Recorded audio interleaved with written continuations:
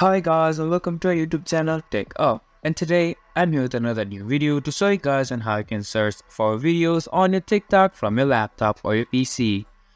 First of all, just go into your Google Chrome browser and search for TikTok.com and then log into your TikTok account.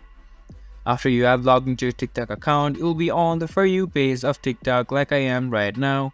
And here on the left hand side you can also see all of the options like following, friends, explore, live, and also your profile. Just search for TikTok videos. Simply you can see a search bar on the top of your screen.